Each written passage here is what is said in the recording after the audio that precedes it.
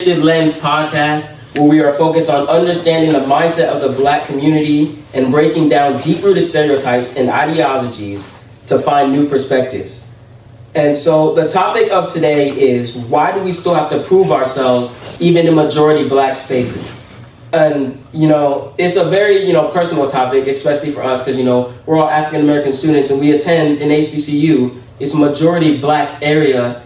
And, sometimes you feel like you have this kind of imposter syndrome. And sometimes you feel like, you're not supposed to be there, even though you're with your own people. And sometimes even your own people can make you feel that way. But before we get into the main topic, I'd just like everybody to introduce themselves. Just your name and, all that stuff. Hi everyone, my name is Kaya Miller. I am a junior biology pre-med major. Hey y'all, I'm Snazzy Azzy. I'm a sophomore biology pre-major. How y'all doing? Oh, pre-med. Remember that? Pre-med. How you doing? My name is Jalen Harewood. I am a junior computer science major. Got you. I'm Cairo Nora. I'm a pre-law major and I'm a junior. And before we get into the topic, we're going to do kind of a little mini game that I thought about. This game is called Truth, Stereotype, or Nuance. So I'm going to say a phrase that you might have heard before about our people, something that might have been said to you, and you have to say whether you think it's true, nuanced, or a stereotype. And we're just going to go in the same order. So when I read it out, everybody, say what you're thinking. The first one is, Black people are uneducated. They are assumed to lack intelligence or academic success. I believe that that's a stereotype. Stereotype. Yeah, stereotype for sure. A reason why I think it's a stereotype is because, Black people, since we've been here, have been trying to seek out education. Even through slavery, they gave us Bibles with verses ripped out about slavery. We still would study our word. Some of us even learned how to read. The health message, all that stuff that we got from, ourselves and wanting to grow and wanting to learn more. So we've always been seeking out education. I do think there are some people in our community that would rather, leave that kind of mindset of going for that academic, that I want to say corporate kind of mindset when it comes to success. We are very creative people. So sometimes we may branch off, whether that be music, dancing, all these things that people may think is not going to bring you the most success. We enjoy those things and we thrive in those things. Black music is a very big part of our culture, and people often think like success or education is just, academic, but it can be so much more than that. And so when they say lacking intelligence, they literally only talk about the academic side, because a lot of times our schools are underfunded. So it would look like we're lacking education, but we just don't have the proper resources. Mm-hmm. So that's my spill on it. So if anyone else would like to go. You was turned up. Oh, no. Not to say I think you said it all. I think since, before we even came to America, we were kings and queens, and we had our own governments and our own way of living and our own way of trading and sustaining ourselves. And then we come here and you've got people like Henry Box Brown that are able to postage themselves and sell themselves away from slavery. You've got people who were in these slavery, these homes and in these fields that were sneaking around reading. The whole Underground Railroad was a system of reading in some way, shape, or form, being able to interpret quilts. You had people being able to cornrow hair to tell you how to get to freedom. Like, our education may not look traditional from back in the day, but we have HBCUs. That in and of itself should be clear enough that Blacks, African Americans, we are educated and we can educate ourselves. Mm-hmm. Yeah. That's beautiful. For sure. Like Azzy said, y'all really encapsulated everything. I can't think. Well, the main thing I would add really is just to kind of point on, I'm running blank actually. So I'll let it rock. Yeah, that's cool. That's cool. Kaya? Yeah, I was just going to say, just a small tidbit. I think to characterize a people as a whole as unintelligent, that in itself is ignorant. Because you're not, it comes from, even just as he was saying, when it comes to slavery and everything like that, there was this white savior mentality. They thought that by coming to America, taking people back as slaves, that they were doing the will of God in a sense, because they were taking them away from this, what is the word I'm looking for? This, I'm drawing a blank. Say that again? Barbaric. Yes, barbaric way of life, of living. Although it was, like you said, Carlo, just a little bit different. You know, so I think for that characterization to be given to the people as a whole is just ignorant. Got you. Okay, so we covered that. The next one is black people are ghetto. They are labeled as unprofessional, rowdy, or low class. So, anybody want to start on that? As to whether or not truth or stereotype, or I think, once again, stereotype. I'll let everybody go around before I say what I want to say. I think I'll go. This kind of goes back to the how our education looks kind of thing. A lot of the stuff we do is unconventional to the people in this country because they don't know how we lived. You know, our ancestors lived back in, you know, the motherlands in Africa. You know, the dancing, the music, all that stuff that comes together, how we carry ourselves, how we act, how we talk, that can be considered ghetto to people who don't, you know, who haven't grown up in that kind of lifestyle. You know, I have an African grandfather and my grandmother's from the South. And so all that coming together, there's a lot of nuanced things like in my life and in my personality that somebody who's not, you know, my skin color may see and think there's something wrong there. That's kind of ghetto to me. That's unprofessional, especially my locks. You know, let's go there. We all have locks. Like, we literally all have locks. All of us have locks. And if you have locks, you've heard it. You've heard you were unprofessional. You heard you might have to cut that off. I'm about to be a lawyer. Like, I want to keep my locks, but you know, there's gonna be people who don't want me in that corporate space because of my locks. And that doesn't label me as ghetto, because if you know me, you know I don't carry myself that way. I carry myself well enough to have respect, to be respected. And you know, respect is given, respect is earned, not just given. But you know, to judge me by my hair or how I carry myself, that to me is unprofessional. You know, I think everybody deserves a level of respect, no matter how you visually seeing them makes you feel. So if anyone else wants to go, that's it for me. I'm gonna be honest.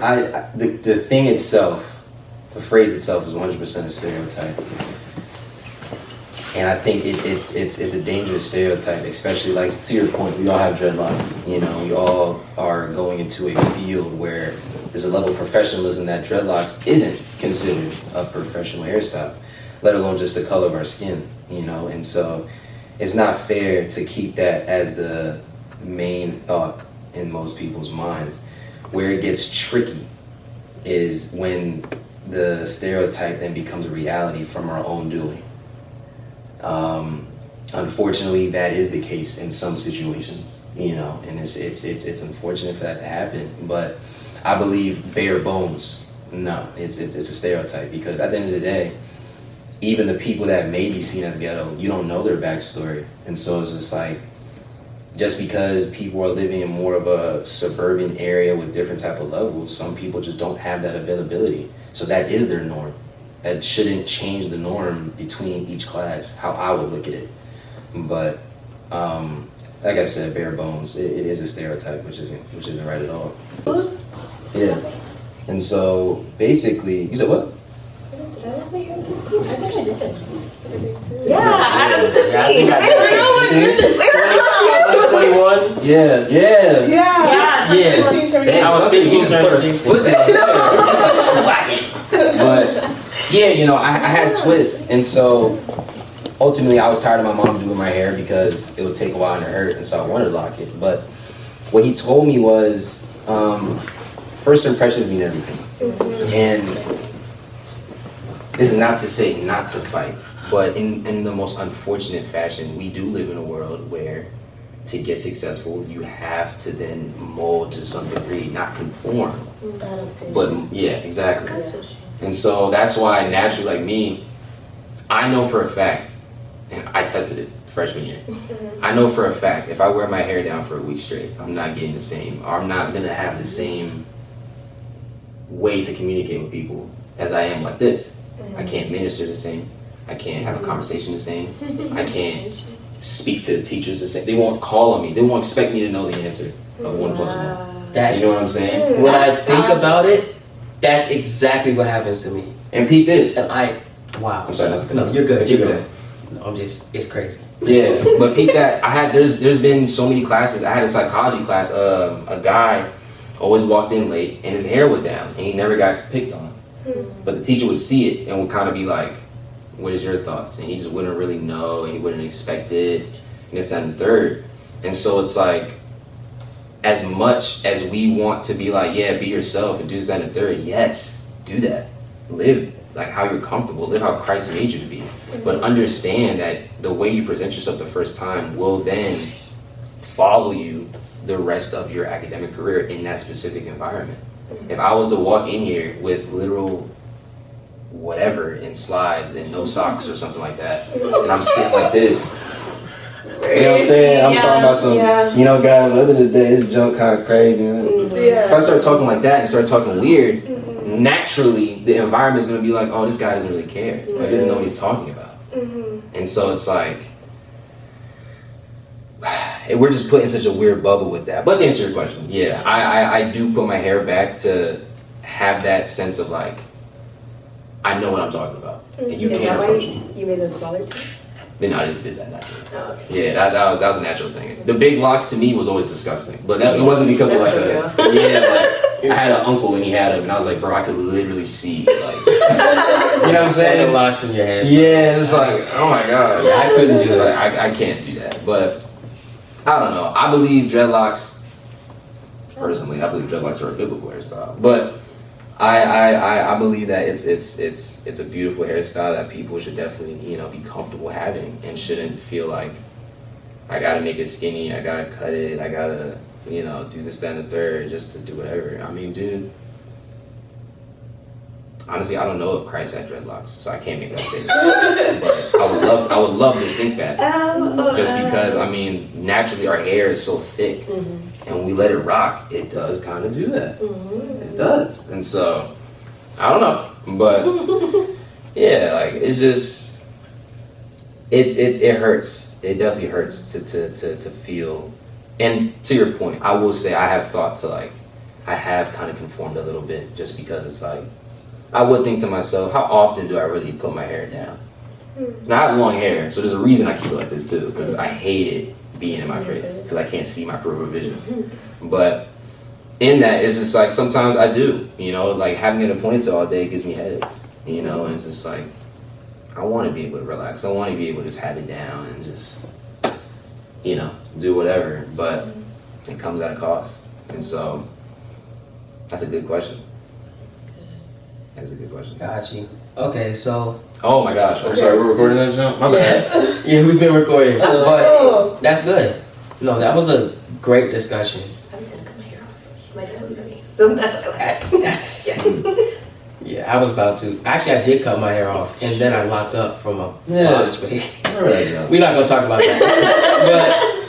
But yeah, the main topic. We're back on that subject, and so main topic is why do we still have to prove ourselves? Why do we feel like we have to prove ourselves in majority black spaces, or any space at all, but specifically in majority black spaces, because you know those are our people.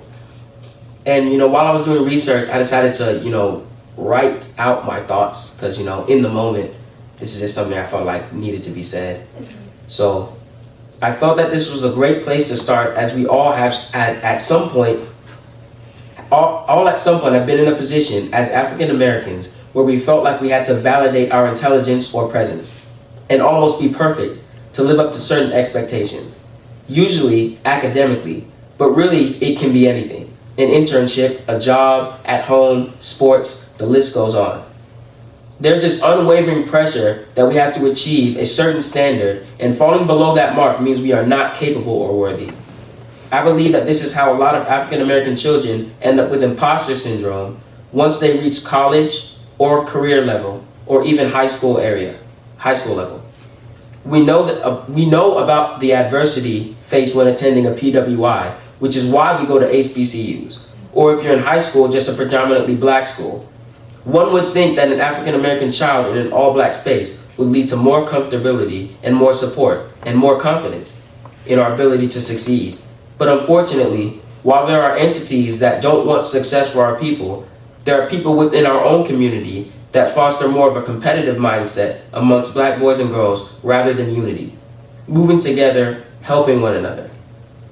There have been times when these locks in my head have caused even people who look like me to judge my intellect or capabilities based on how I look, which made me feel as if I had to prove that I have intelligence, I have vision, and I can be successful. The main issue is that a lot of us are being judged by how we look and not by what we know or how we act. We end up in a constant state of trying to prove ourselves worthy of being in certain spaces, when the reality is we should have been welcomed, respected, and treated as worthy from the start. Society should not still carry prejudice that invalidates the accomplishments of African American men and women, whether in professional or casual spaces. In the same light, African American community should not feed into the stigma and stereotypes against our people, making our own feel as if they must prove their worth in spaces where their presence has already been earned.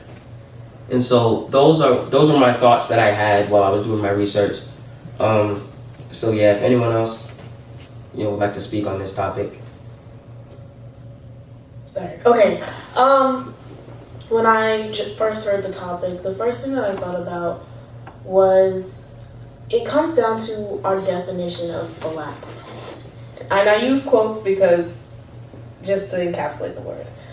I grew up in a predominantly white space, school, institution. School as well as church, any social setting was very much that way. So I learned how to code switch very early, right? But what happened is when I went on to my cousins that were in black church and black schools and all this stuff, they would, and let me also say, because I got to put in something for the hair, I used to wear my hair in twists a lot, right? But I wore them in twists so much that people were like, why aren't you locking? Or I wasn't looking that put together. For women, black women, one thing, you gotta have your hair done, You gotta have your hair done. That is because I'm gonna bring up the word Oreo as well. Because, hold on, my thoughts they're not linear at all. What I'm trying to say, going back to my childhood and how I grew up and experienced all of that, when I went into these spaces with my cousins, they would question my blackness. And that made me feel some type of way because I didn't know what the definition was. And I feel like we don't know what the definition is per se. Even the term black excellence, right? We've attached black, the adjective to excellence because now we're trying to claim this as something that's associated with blackness. Because before, as we've talked about, ghetto and, hair long, sagging, all that stuff, that's something that we associate with blackness.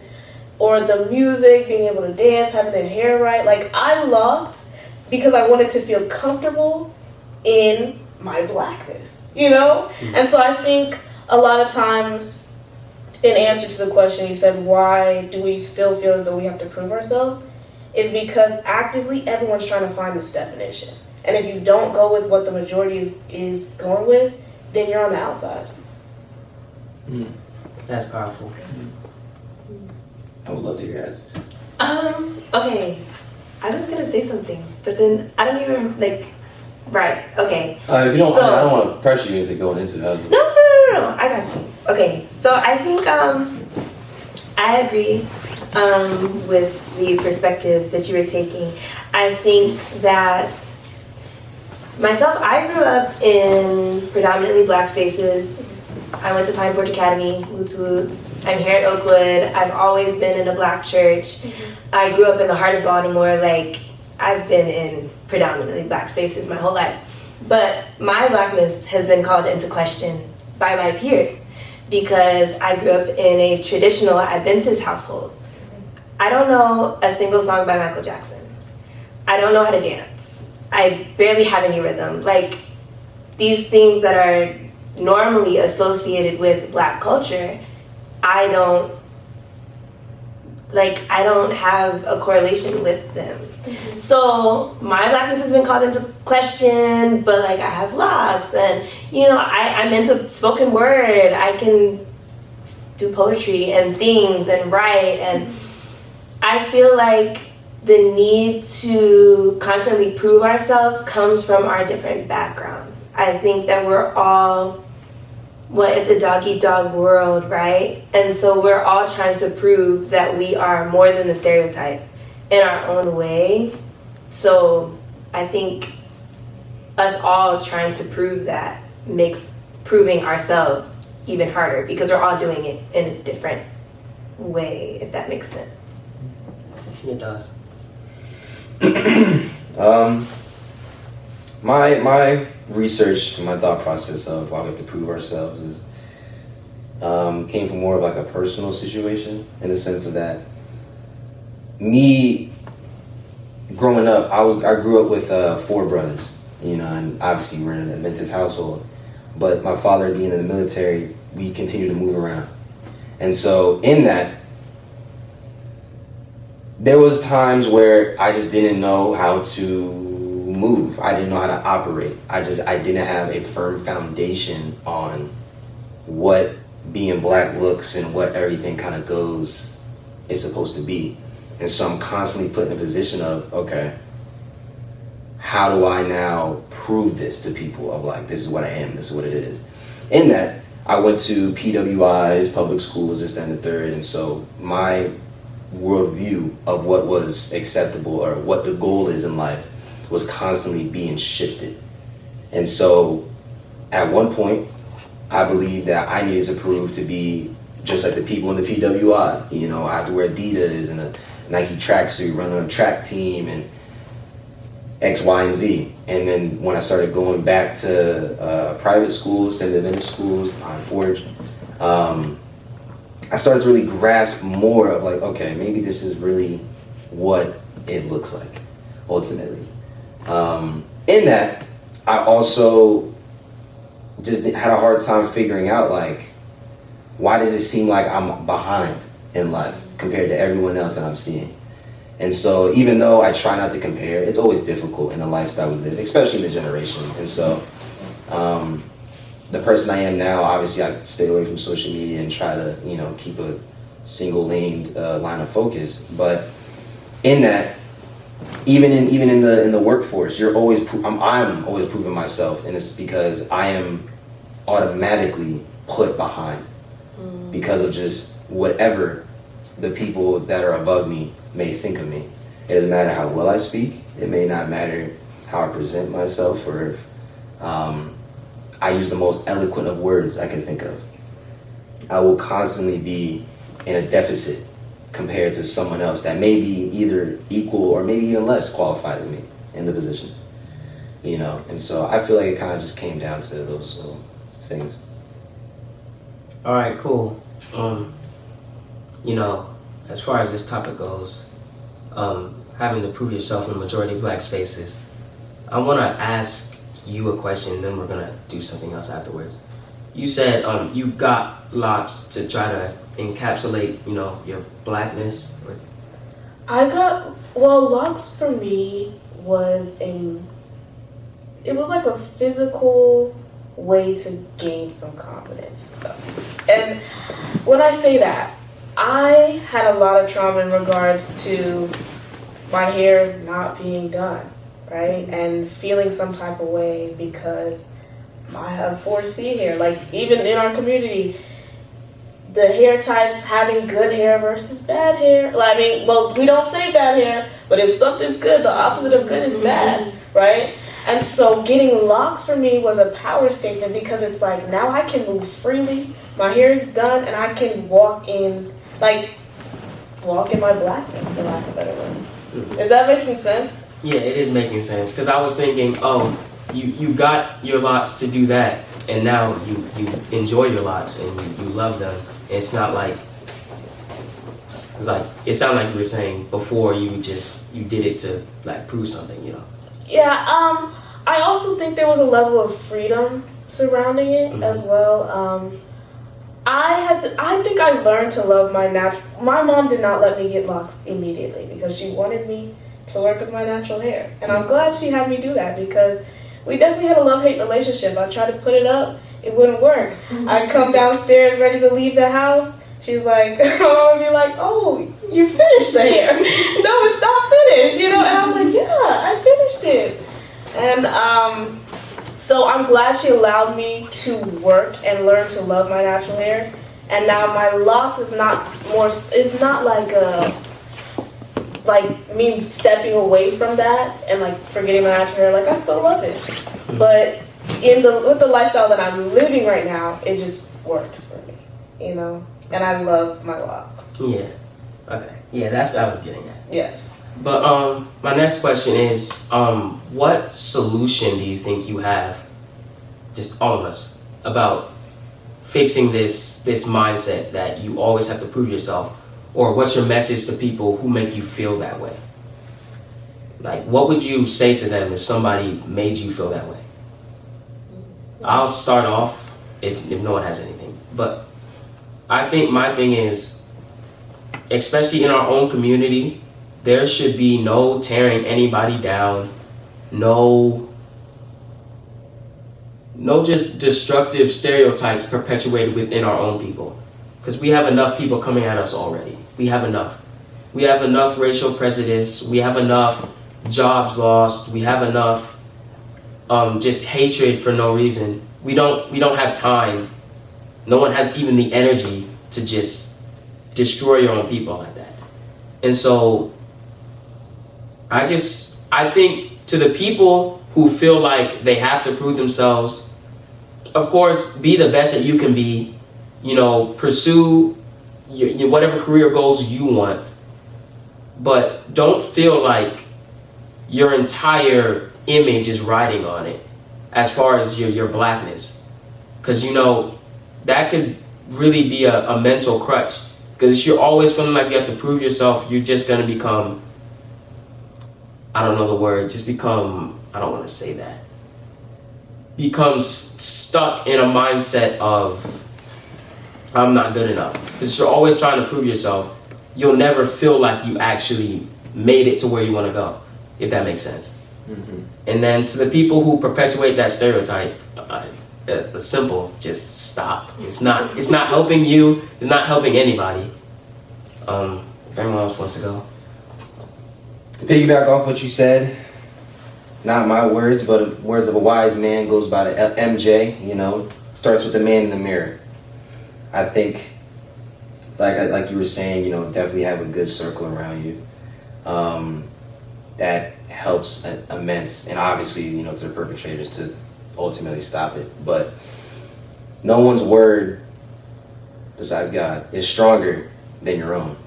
Realistically, what you tell yourself will continue to be what you believe. And so it won't matter what your friends will say, this, that, and the third, or whoever. If you have an understanding that you are made beautifully, you are made wonderfully, no matter the color of your skin. And so with that knowledge, that should then boost you and to have the shield, have the confidence to be able to deflect whatever can come to you. But ultimately, this isn't going to happen overnight, which is where having the support group around you is for. Because if you're having a hard time building yourself up, it never hurts to have people around you to do that as well. That's good. I think I would want to say to the people who are perpetuating this narrative that we have to continue to prove ourselves, I would say just look around.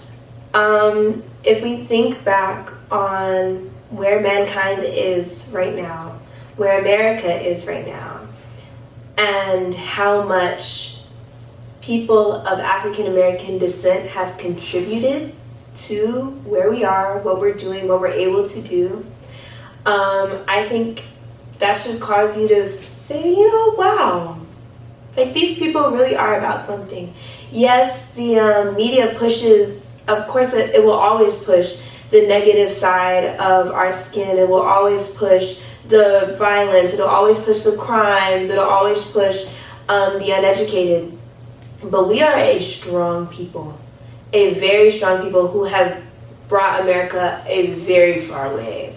Absolutely. Without the work that our people have put in, who knows where we would be right now? There's no America. Exactly. So, and to those who are feeling like they need to prove themselves, you have very, very broad shoulders to stand up on. And once you understand that you don't have to prove yourself, you just have to stand on those shoulders and be somebody else's shoulders, you'll be fine. The world will keep spinning if you don't make that grade. The world will keep spinning if you can't find a job. Everything will be fine. Just stand. Yes. And just to add on to that, none of us are saying like it's an easy fix, because as we all recognize, a lot of the Black community has been shaped by the inequalities that we have faced, right? So what we're saying is that the first step really is that recognition that it is a problem. We don't have to continue this cycle. We can be the generation that changes things. I don't know if you guys have ever heard the song Each One to Reach One, or Each One Can Reach One. Each one can reach one. That's literally what can happen here. As Jalen says, starting with the man in the mirror, if you recognize, you can then tell a friend to tell a friend, and we can start this whole domino effect and really change. For sure. All right. Well, I think that concludes our episode. Make sure to follow us on Instagram and TikTok at The Shifted Lens. Also on YouTube at The Shifted Lens. And also, we do have a segment on here where before each episode, we will send out the prompts for each episode. So this episode was, why do we still feel the need to prove ourselves in majority Black spaces? The next episode, we'll send that prompt on the pages, and you can send your responses, and we'll read them out here, and we'll discuss them, So that's your way of kind of connecting with us, for us understanding our audience. Besides that, this was our first episode, our debut, and we got so much more coming. God is doing a beautiful thing here. I pray you all have a wonderful day. God bless.